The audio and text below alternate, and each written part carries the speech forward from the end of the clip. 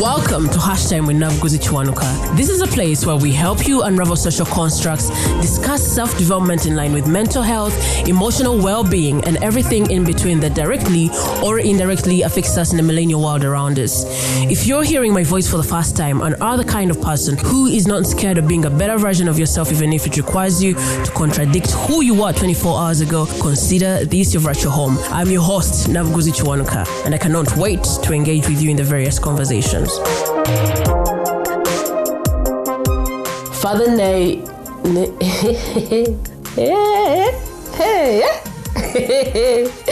me not embarrass myself again. As you hear in the episode, I had trouble pronouncing this name correctly. So, Father Ali is today's guest, and if it has not surprised you that I have a Catholic priest on set named Ali, perhaps you have already passed over to the other side of emancipation. And when it comes to him, it is not just about the name. Father Ali is by far the first Catholic priest I have seen speaking out on the need to recontextualize Christianity to fit the African fabric. And I couldn't be more grateful that he made time for us to have this conversation about it. So plug in your headsets and join the conversation. If anything in the chat strikes a chord with you, please share it with us on social media using the hashtag #HTNKInSession. Let's dive into it. I don't know how to, I'm not very sure if I'm going to pronounce the name right. So if I pronounce it wrongly, please correct me. So welcome to the podcast. I like to call you Padre Nnaemeka Ali. Yeah. Nnaemeka. Oh, you don't pronounce the A? Nnaemeka is the Nnaemeka. Is the N that is very Nnaemeka. Yeah, exactly. Not Nnaemeka. Eish, sounds weird. After correcting myself, I sound so strange. So Nnaemeka Ali, welcome to the podcast. Thank you. I'm happy to be here. So I'm going to let you introduce yourself so that our listeners get to know who we have on set today. Okay, thank you very much. It's nice to be here. And I'm Nnaemeka Ali. Yeah, Father Nnaemeka Ali. As they say, I'm not used to calling myself. People call me that. Sometimes I'm like, who are they calling? So I'm a missionary Oblate of Mary Immaculate from Nigeria, and I'm working in Canada for 7 years and thereabouts. I worked in an indigenous community or indigenous communities, and since last year, I'm a full-time student in St. Paul's University in Ottawa. And what do I say about myself? I like living, laughing, and being. I don't know if it would be right for me to also introduce you as a Pan-African enthusiast. Yeah, I'm a Pan-Africanist. I like saying I'm an African. No, but beyond that, I'm like saying I'm black. Mm-hmm. Among those who think however being black has been charged to have other derogative meaning, we don't allow people to define who we are. We say who we are. And I'm black. I'm boldly black. Right. Yeah. So I'm Pan-Africanist. It's beyond that. I'm pro-black.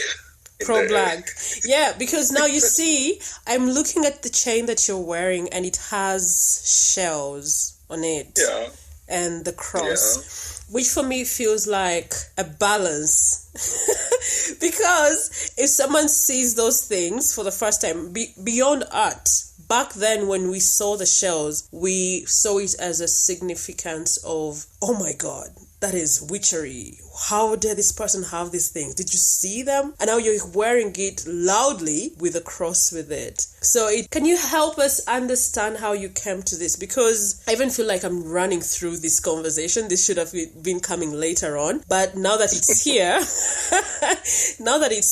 I would like to understand where you came up with this. And I don't know if it's even right for me to say come up with this, because when you see the practice of Catholicism here in Uganda, oh my goodness, to see a priest wearing that, you run.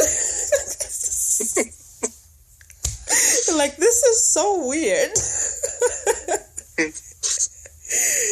how do those two marry? It's crazy. How do you put that together? Because it also takes me to a conversation I was having with a senior Nigerian citizen in, which year was that? I think 2016. And he asked me how possible it is that I am proud to pronounce myself as a Catholic, yet we also uphold the Buganda traditions. And every now and then, that question comes back to me like, what? What is it trying to mean? So, take us through this. How did you get to this position? It's true. Even in Nigeria, I still don't think people will be at ease seeing this. And that's why when I say I'm not just Pan-Africanist, I'm also pro-Black, because we have our spirituality, we have our identity, we have not just African culture alone, but Black people have certain spirituality or certain aspect of our culture. The sense of sacredness in our culture, in our way of being, in everything we do is so much that there is no single religion that will come into our context and decide to stay as it was on coming that will have an effect. And there's something I always say jokingly, that Nigeria happens to anything that comes into Nigeria, and I would say Africa happens to anything that comes into Africa. What's that again? No, Nigeria happens to anything that comes to Nigeria, but I can also say Africa happens to anything that comes into Africa. If you watch the way Islam, Christianity, and any religion you can imagine is lived in Africa, you find out it has something different because of the culture, because of our way of relating with life. Because, of course, people, missionaries, and I don't accuse them, because sometimes I'm also one today in another context, and I need to remind myself on a daily basis that the message of Christ is not to uproot people's culture. It's about bringing the light, shining light in their life. But of course, we know that during the Christianization period, which I distinguish from evangelization period, Christianization is more of Christian empire, what they call kingdom of God theology. That's the Christianity that came with decolonialism, that wants to tell you that everything you have is wrong, that what is right is the way we see it. But that's not what Christ gave us. So, but that's another topic. So coming back to the question you asked me about my choice, whenever you see what we call cowrie in Nigeria, shells as we call it. I was scared of calling them cowrie shells. I thought they could be different. They were used for thread. I think they used to use them for thread.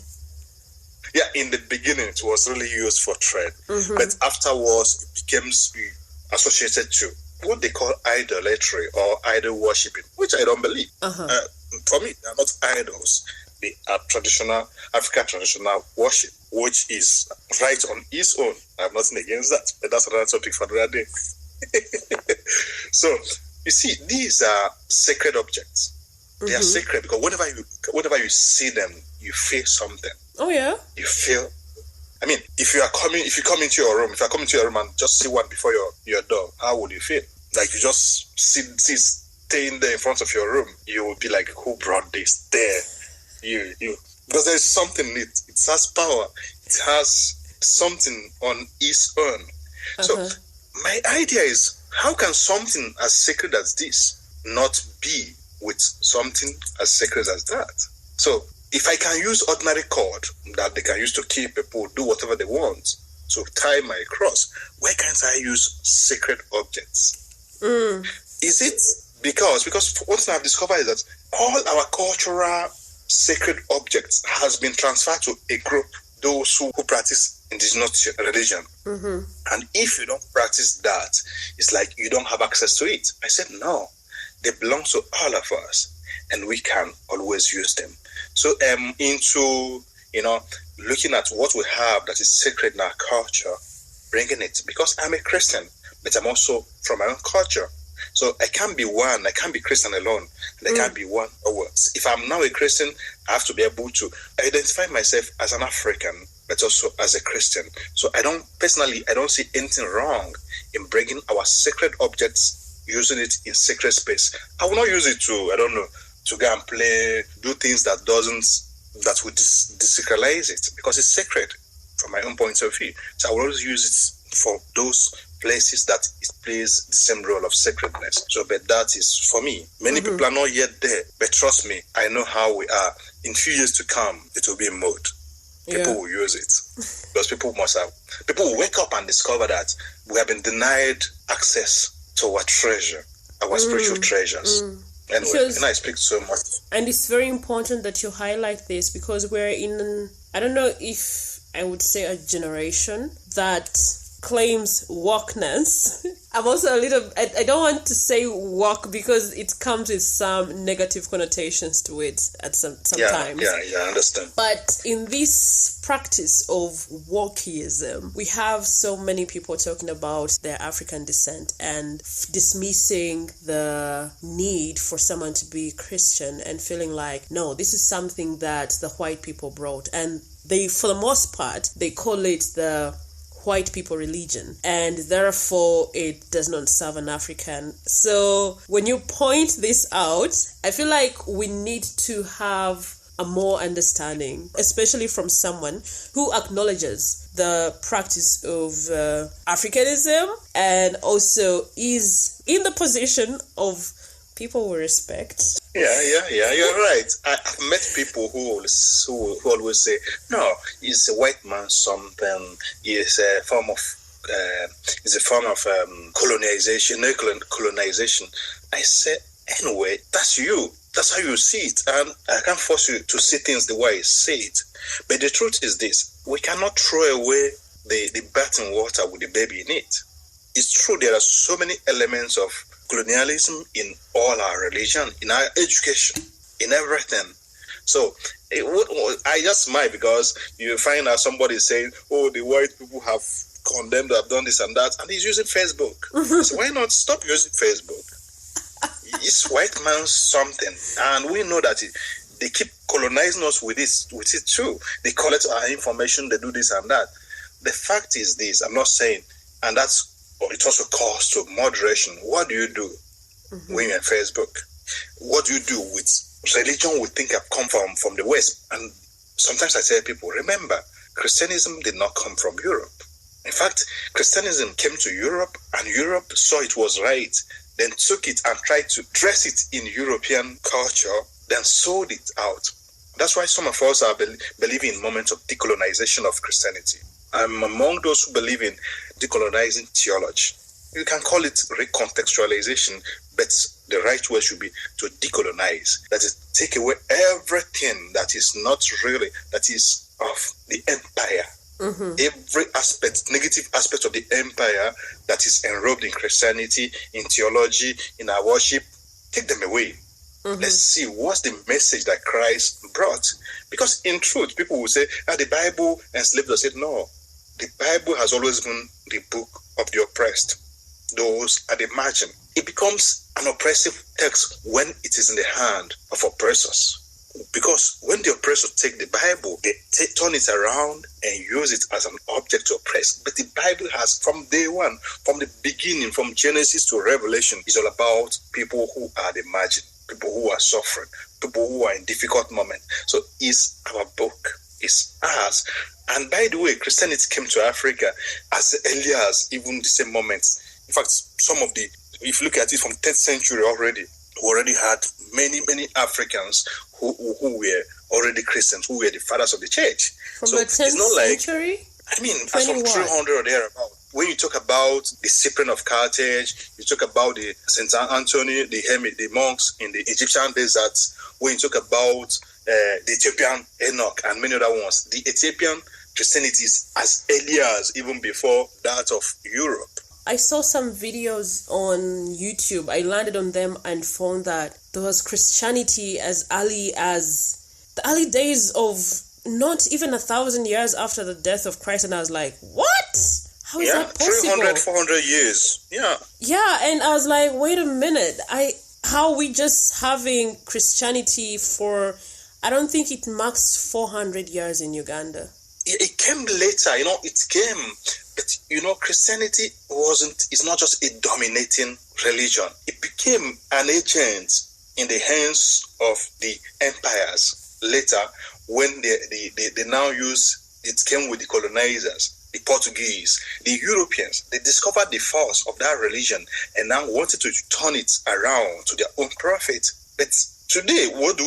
We can't chase it away. What we do is, how can we decolonize it, remove all the aspects of colonial empire in it, and keep the message of Christ? And that's when it becomes easy for you to understand that your sister, your brother who doesn't come to church, you can't just force the person, or your brother who is in another religion is not your enemy, because Christ didn't ask.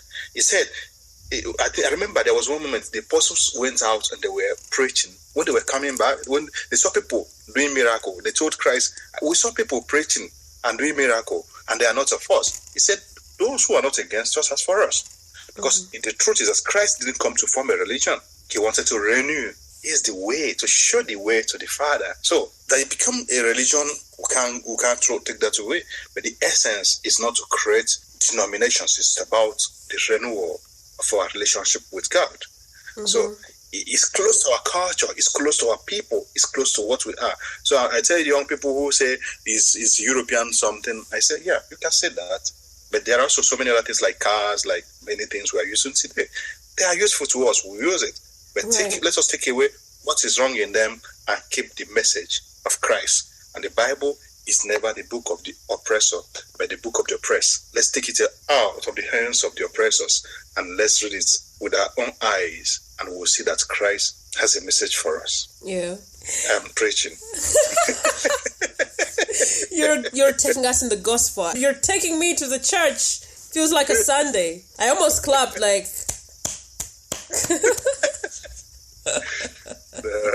This is something that I should have pointed out in the beginning when you introduced yourself. When I first saw your name, Ali, with Father, I was like, what is going on here? Ali is supposed to be a Muslim. How do I have a whole priest with me and he is Ali?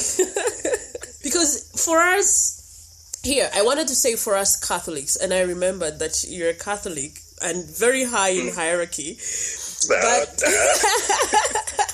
you're higher in hierarchy of Catholicism. So, so here you find that we are very strict on the namings. You get to the baptism part and the priest is strictly asking you, what is the baptismal name that we are going to use for this child? And you can't go anywhere further than the available saints. And God knows that is something I do not like at all, because my question has constantly been, okay, what happened before these saints weren't there? Because saints keep coming. And for you to restrict yourself to this specific person.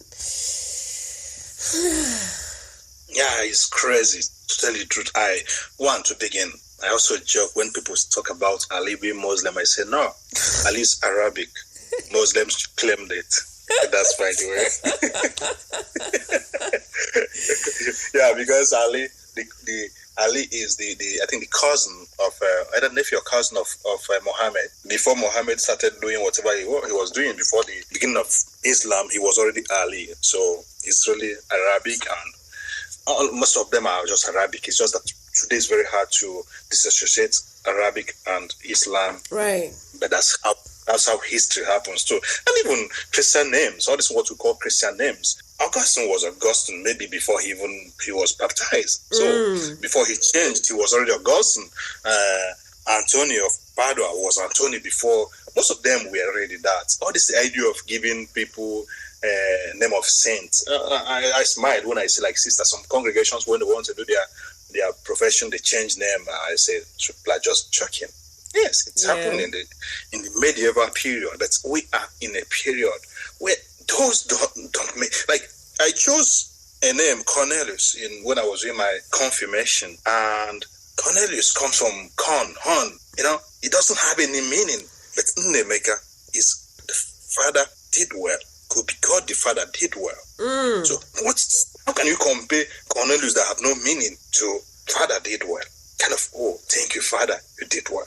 So it's most often, and African names are really great. We have very powerful and meaningful names. And you go for baptism and one prays because he's so zealous and he just said, no, you can't use it. I said, that's wrong. There's no way the canon law or any doctrine of the church say you can't use that. The essence is let it be a meaningful name, a name that gives glory to God. But apart from that, why should I use name of saint? In fact, I'm even against people using it. Mm-hmm. Why? Because when you see, if I'm Cornelius, if I die and I become a saint, and I always tell people, don't canonize me, I want to rest if I die. I don't want to. Please, we need you to pray for us now. I don't want people to disturb me. I want to rest when I'm done here. So let me pray. And when I go there, I'll just rest. Well, I always say, if I die and I become a saint and Saint Cornelius, so who knows where I'm coming from? We'll keep promoting the empire. Oh no, they usually say, like you hear Anthony of Padua, so I don't know where they would place you. I don't know whether they would place you in Ottawa or... Anuarita is Anuarita of what? Maybe Charles Luanga is Charles Luanga of what? Maybe Matters of Uganda, but Charles Luanga of what? If you don't know Luanga is an African, how will you know he's an African? But imagine that you have Nabuguzi as saint. Everybody will say, that's African. I'll be proud in my sainthood. Yeah, we need a sense, and that's where we're going today. We are done with having only priests and bishops and sisters saints. We need young people who know what life is, who struggle every day. In fact, I don't like saints who do not struggle. Their life is too perfect to imitate.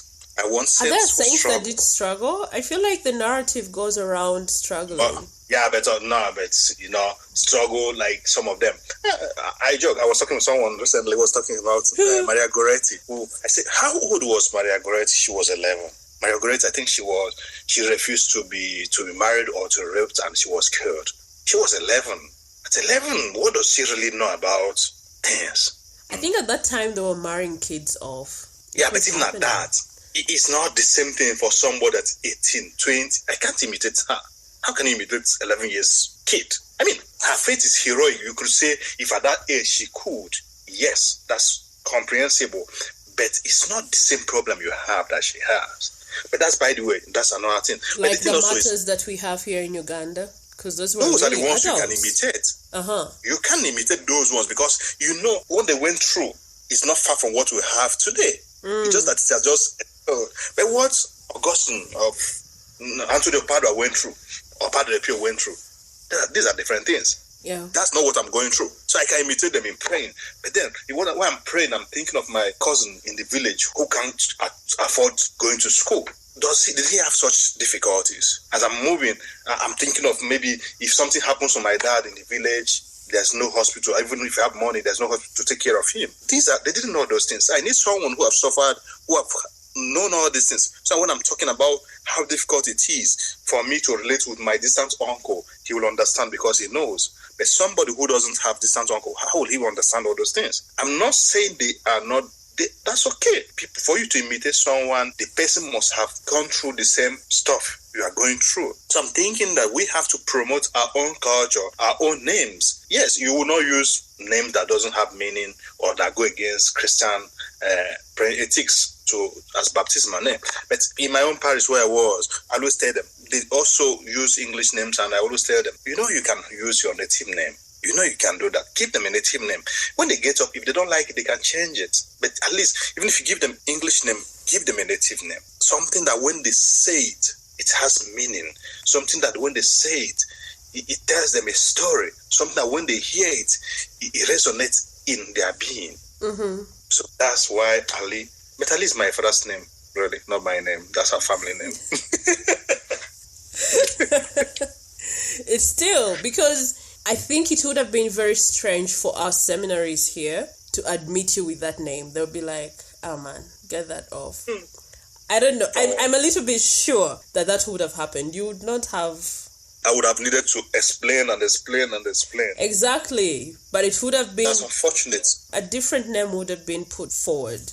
Because you see, there is a Muslim friend. Okay, he's supposed to be Muslim all throughout his, based on his family background. But because of the schools he went to, he's been to Catholic schools, and that is because the mother was his primary carer, and probably the father wasn't really present. So most of the life that he has lived is centered around Catholicism. and he just got baptized recently. I think that's like 2 years ago, and he had to get another name. And I just can't call him that other name because it feels awkward. I just know the Muslim-related name, and most of us, look at sometimes when we're in a group, someone tries to introduce him by the name that he was baptized 2 years ago, and I'm like, X. Yeah, it doesn't even make sense. Because often most of the Muslim names, I say Muslim, Arabic names, are even biblical, if you want. Yakubu is Jacob. Even beyond that, we also have, if we're talking about people who have lived good life, if we look around in Africa, you have many strong men who have influenced their nation and who are doing great things, who bear those names. So they can still be an exemplary name. But most of the names you will find in Islam, you could find them in Old Testament. Yes. Because most of the Old Testament context is the same with ours. But even beyond that, even if it is not, it could also be Aisha. But what does Aisha mean? There's some beautiful Maybe it names. means flower. There's some beautiful Arabic names that I found, but someone couldn't take them on because you already know they're going to be like, oh, that's an Arabic, that's a Muslim. Because name. we are biased. We are biased, and I always continue to say, when we think that our own way of saying things is the right way, when we take an English name that doesn't even make sense and use it for baptism, and you accept it because it is English, European, and you refuse a name that has meaning because it's Arabic, it means you believe that European culture, European names are better than Arabic names. You can say it's Muslim, but even at that, what is wrong in having a Muslim name? If doesn't like a Muslim name, I don't think Cornelius is, for me, Cornelius is not first of all a Christian name, is first a European name. Because even in the Bible, the Italian cohort that was called Cornelius, he only became Christian later. There was only Cornelius before then. So why not use that Arabic name, and once you are baptized with it as a Christian, it becomes a Christian name. So why do we keep on thinking that what defines us is, it's all about what do you put in it? All these guys doing worst thing in the world, are they now having Christian names? So will we stop using them because they have done something? We focus on the saints. Bad? We focus. That is what. Anyway, every church is free. Every church is free to define how they want. But if you ask me, that is just trying to continue the colonial narrative, which decolonizing theology is trying to kind of remind us that we have to recontextualize it, check the context where we are, and tell the story from that particular context. Yeah. And based on your assessment, because you are already in the field, in court, you're already in the practice of priesthood. Based on your experience, and I assume you've also gone to a few countries where you've seen the practice of Catholicism, where do you see us headed? Do you feel like we are welcoming of the idea of decolonizing the scriptures, or are we still very laid back? One can see it in one word or the other, but we shouldn't forget that our history, when I say our history, I mean most of our churches are young churches. Some of us have less than 200 years of Christianity. Most of these societies have 400, 500, 1,000 and more. So often, if you look at where we are today and look at where they were when they were still at our age, you might think that, of course, we are making a lot of effort. You can see it that way if you want to see it from the positive way of saying things. But you could also say that what we have as models today, what we see today, they never had that. I mean, when they were at our age, they never saw the possibility of going further. There wasn't other examples of doing changes and trying to change things, but we have it today. So in one way or the other, we are not late because others in our own country, when they were in our own stage of development, have not gone where we are. But we should not forget that we have models that they didn't have in our own time. The way we think that our education, the way we think that our health sector, the way we think that our technological sector is behind, we should also, even our own way of practicing our religion is also behind, because we can do better. That's one thing. But what I tell people too, beyond that, is knowing that when these guys were where we are today, there were so many things they saw that was not going to help them, but they ignored it, kept moving. It brought them where they are today, regrettably. Most of if you go to European countries and most of, even in Africa, you already started seeing churches, places, people are no longer interested in anything, practice religion, because for one reason or the other, religion refused to take into consideration what people are saying or what people are experiencing. So they got tired and left. So in that one, I'm saying we are not learning from history. A few years back, people let me take for example, Canada, Quebec, for example, saw that if the church continued being too imposing, trying to control people here and there, it was going towards the wall, and they didn't stop it. Now they are very close to the wall, about to hit the wall, and we are repeating the same stuff, controlling everybody. The parish priests, some parish priests are insulting people, some pastors are doing whatever you think, and people are complaining. It's not normal, and we keep thinking that nothing's going to happen. It means we are not learning from history, because what happened to them, they saw it and didn't do anything, and they are suffering. We are seeing it today. Can't we learn from their mistake? So that's what I'm saying, that we are not far from where we are supposed to be when you look at it from the historical aspect. But we are wrong not to learn that something has to be done. The church talking about synodality. Everybody's like discovering synodality. But already in Africa, we have African Palaver, which is all about synodality. But are we making use of it? We should even have told them, what is that? We had this before. African Palaver. What is synodality? Synodality. Synods. I've heard of the word synod. Heard about... What are synods? Yeah. I've heard of it, but I'm not so sure. It's actually in the church. Now, there is, within this year and next year, the church is living a moment of what they call synodality, which means that for now, the church is trying as much as possible to listen to people. Okay. But the word synodality as it is, it comes from a Greek word that has to do with, like, when you look at the word like synchronizing, everything syn is all about together. Like sometimes you have your computer synchronizing on web as you are recording things, it's synchronizing. It's about together. It's on your computer, but it's on the air. So synodality, if you want, is something like joining together, seeing other, moving together as a church. So the church is actually calling people to move together, to sit down together, listen to each other, trying to see what can we live, what can we do, how can we progress. And if you are asking me this question, it means that your parish priest is not doing his job. I'm sorry to say it. I know. He would say he has said it severally, but if he has not said it at a point where because I know you go to church every time, and I know you are not one of those who shouldn't hear it. It means he's not saying it enough. I'm sorry. It's not about you. No, it's true. It's true. I've heard of it, but maybe I wasn't attentive or something. But yeah, when you said it wasn't new. But I was like, wait, I've heard of that. Yeah. What I'm saying is this, that's the problem we have in Africa. Because it's not you alone. Asking another person. And whenever a new thing comes in our own context, people will say it's not true. And I understand them. Not you, but even priests will say, no, we do it. But whenever anything comes in, we just put it within the context of the clergy, the religious. And then the people are just informed, you tell them we're in this moment. But what it means that the church is coming to sit down together to say, what do we want to do as a people of God? In fact, it's expected that in the parish, the priest sits down with the youth and say, what do we want to do? You sit down with intellectuals in the parish if you want, or I don't know, those working even in legal. What can we do together? That is what the church is joining together, trying to listen to every sector in the church. How can we move about?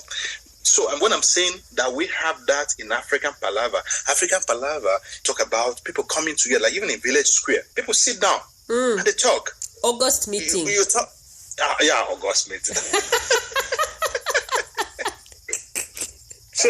So we should even be the one to tell them, look, this thing exists in our own context. But you know quite well that the church doesn't really use that model, even when we know it's important. In village section, in village, when things are happening, people come together. You say what you think, I say what I think. Everybody would discuss. But when it comes to our own church, sometimes in Africa, no, it's the priest who knows, it's the sister who knows. I'm not saying it's that way, but that's the model that's always prevailed.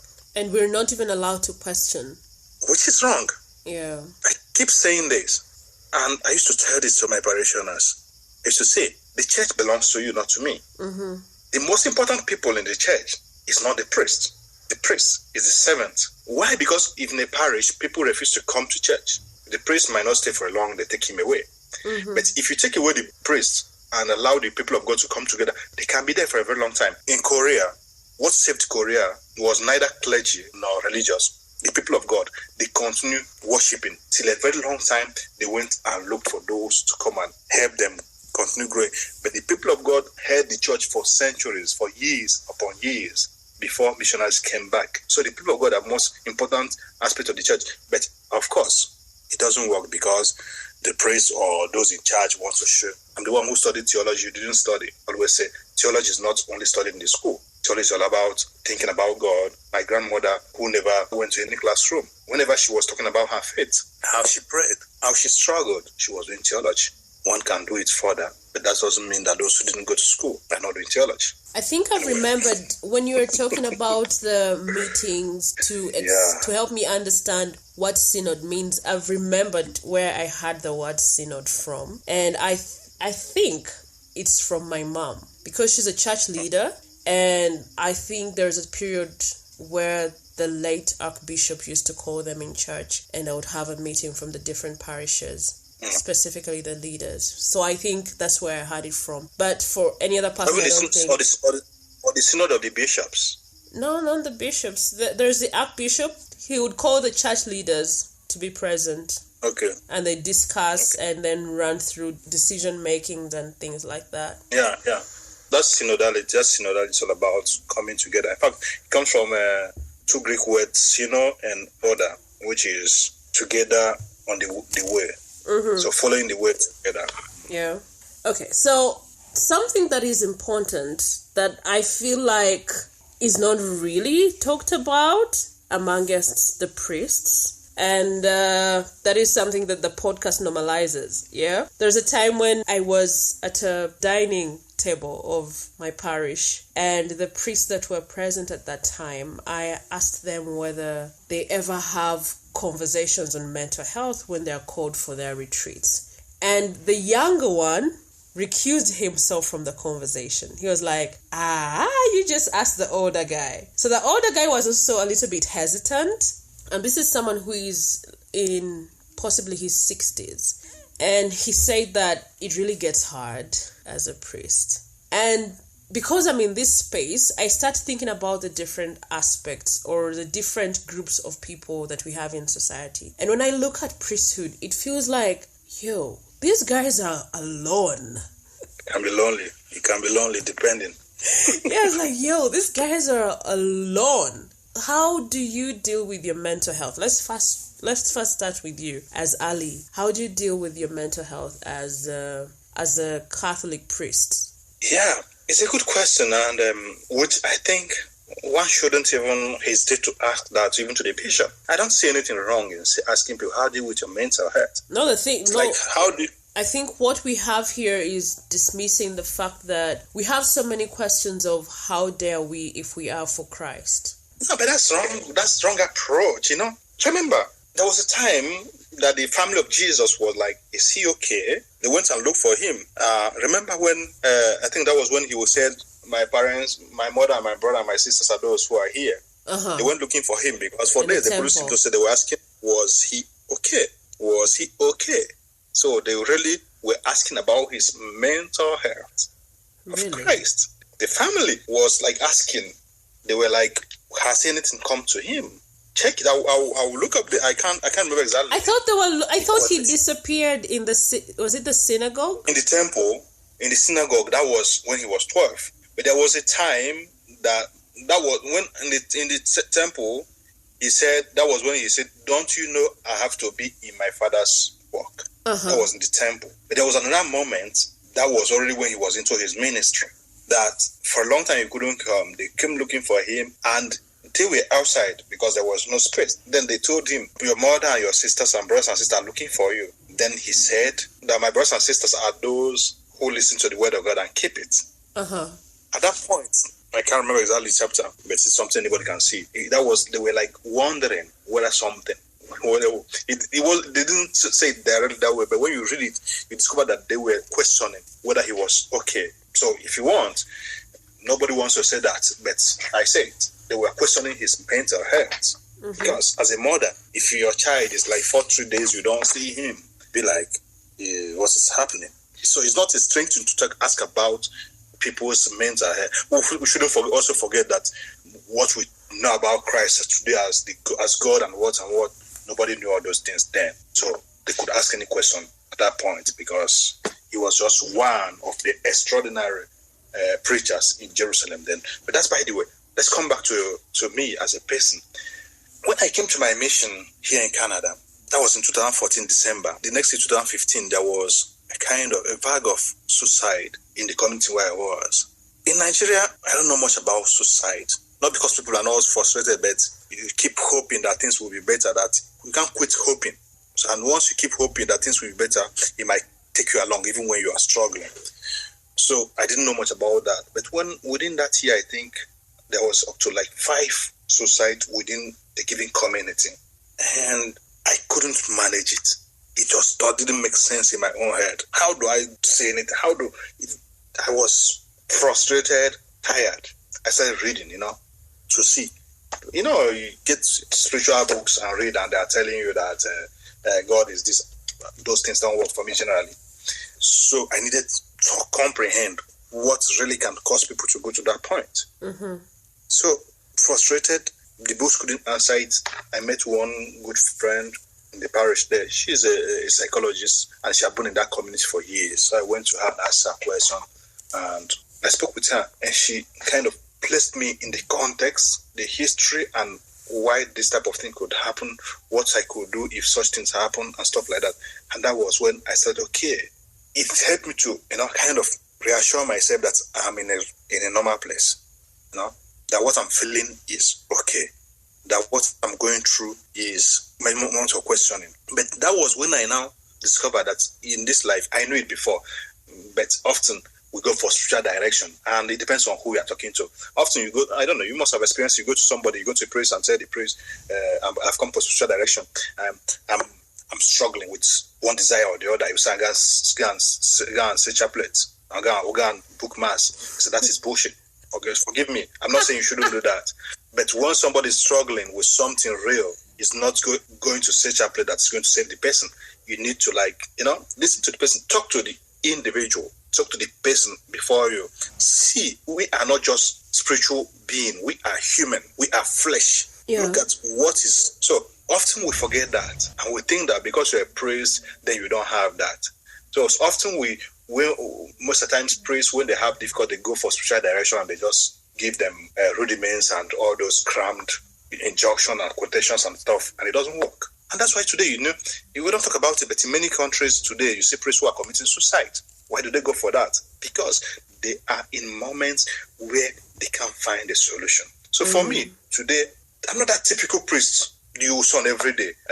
My friends are not only those who come to church. I have friends who don't even believe in anything. And that sometimes when I have certain issues, I discuss with them because I don't need to hear the voice of faith at that point. I want people who want to tell me from the point of view of out of the context. Sometimes I meet people who practice other religion, I talk to people from every context depending on what I need at that point in time.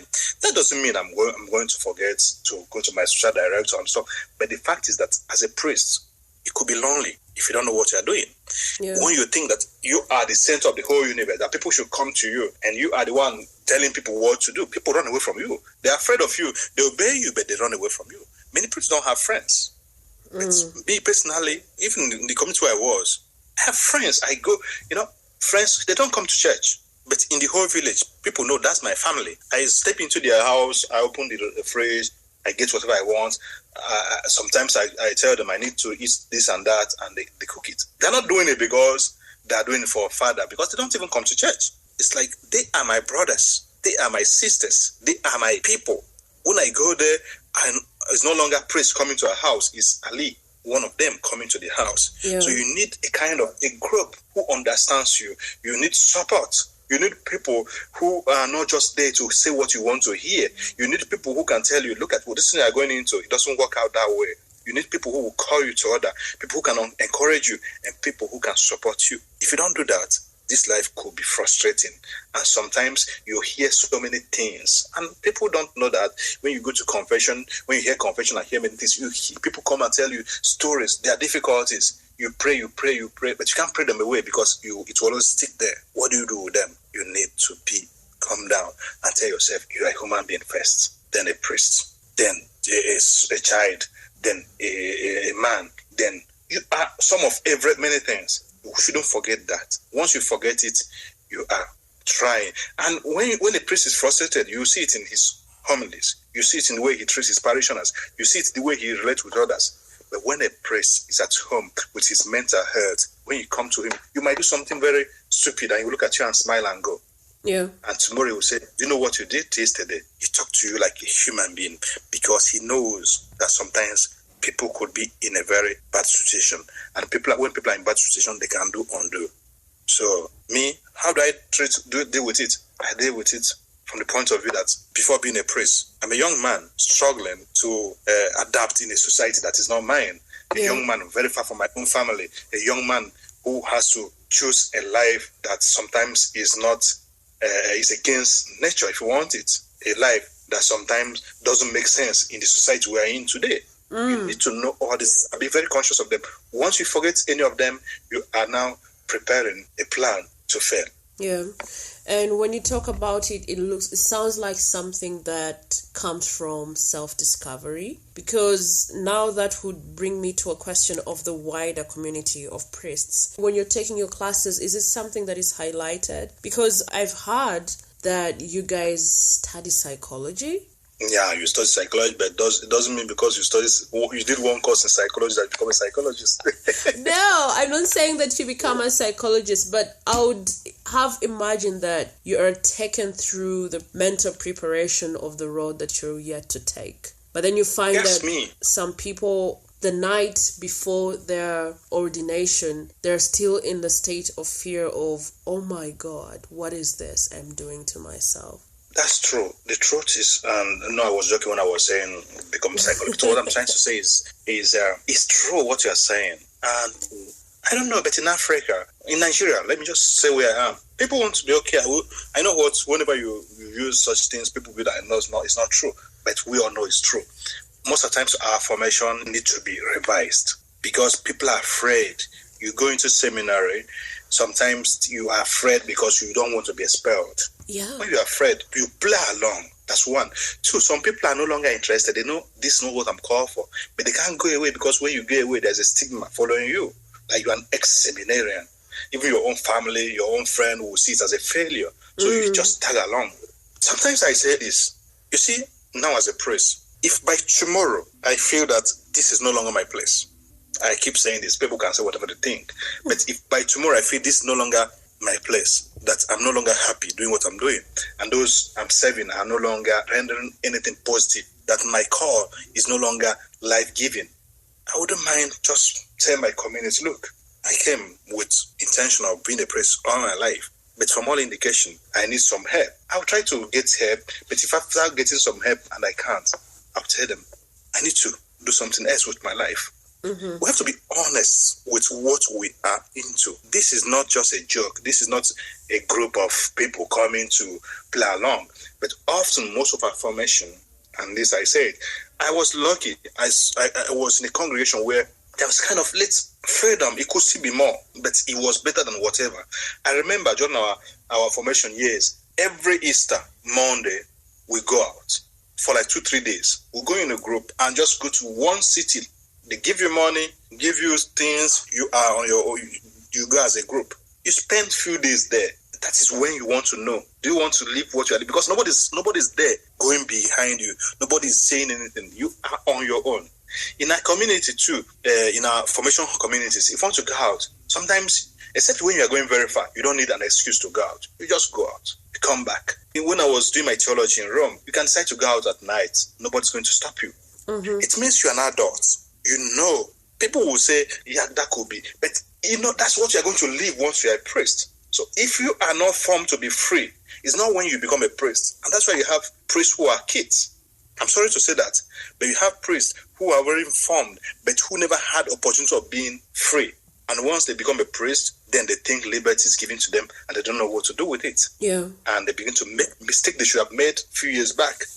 I keep saying, you see minor seminarians, a minor seminarian who is like 12, 13 years or 14 years, he comes home, he can no longer even play around with his own mates because they want him to be a priest, small priest. When is he going to play a hide and seek? When is he going to make mistakes? You know, all those silly mistakes kids make. When is he going to make it? And you want him that when you become a priest one day, those will not come and haunt him. I say our formation needs to be retaught.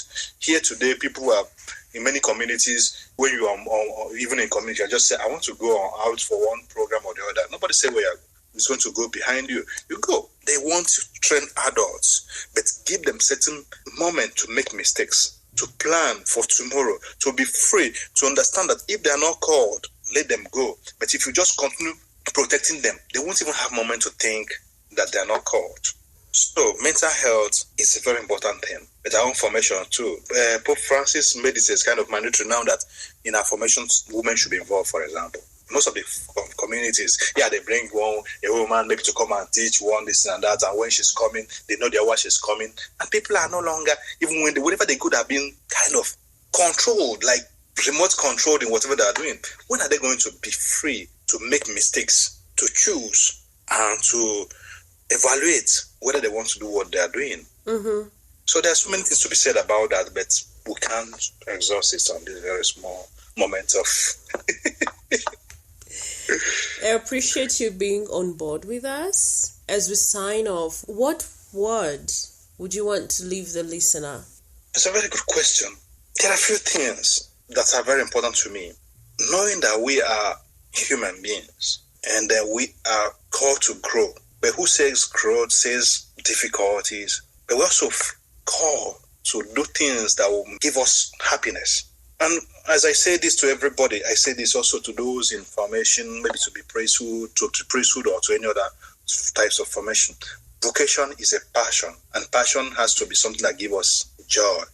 It's also even for further career and for whatever you are doing. Whenever you are doing something where you do not have joy, you can't enjoy, you can't be at ease in that. And not just for you, but all those around you. If you're a lawyer and you're not passionate about it, even your clients will not be happy. So what really gives you joy? Sometimes we are afraid to try new things. We are afraid of making mistakes. Mm-hmm. We are being always culture, religion, so many things are already guiding us like we're infants. We should fly. And whoever start flying will eventually fall. Don't be afraid to fall. Make mistakes where you still have right to make mistakes. There are moments you won't be able to make them. Don't try to be a saint here. Sainthood is something that comes later. Don't try to be perfect. Perfection is a process, not a destination. Mm-hmm. So just be you, be happy, and make others happy around you. Thank you so much, Father Ali Nnaemeka. Nnaemeka. Have I said it right finally? Nnaemeka. No, it's good. But when you say Nnaemeka, you mean the father of Emeka. Nnaemeka. Nnaemeka. It has to be fast. Nnaemeka. Yeah, Nnaemeka. That's Igbo. Igbo is very complicated. You can say, when you say Nnaemeka, his father did well. When you say Nnaemeka, you mean the father of Emeka. If you say Nnaemeka, it means the mother of Emeka. When you say Nnaemeka, his mother of Emeka is... Now it sounds like I've been saying mother of Emeka. No, you were saying father of Emeka. Nnaemeka. Yeah, I came from... oh my God. So, okay, let's give it the last try. Say it again. Nnaemeka. Nnaemeka. Nnaemeka. Nnaemeka. You don't. The first end, there are two ends. The first one is just a long end. Just one. It's just one end that's a longer one. I learned that. I noticed that. So, and since you have two vowels, A and E, A is pronounced as A, E is pronounced as A. It's Nnaemeka. Nnaemeka. But you are stretching the A. Don't stretch it. Oh, Nnaemeka. Yeah, Nnaemeka. I have to practice tonight. All right, thank you so much for your time. You too. It was nice talking to you.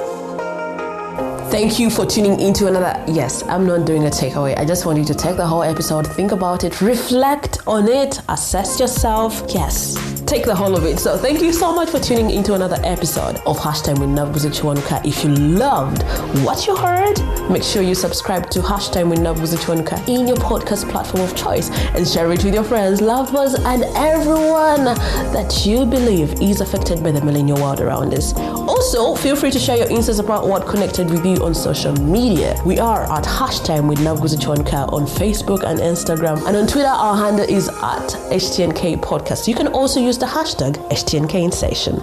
Catch you in episode 104 next week.